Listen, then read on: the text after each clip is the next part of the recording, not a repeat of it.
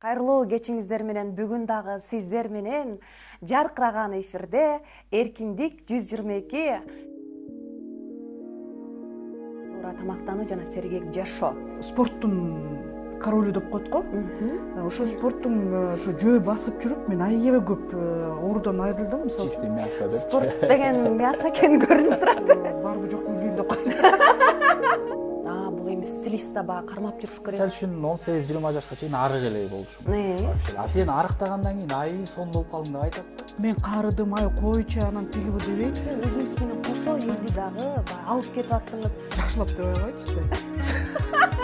Жакшылап бардык нерсе ден соолукта колубузда, өзүбүздүн жашообузда колубузда, бардык нерсе колубузда.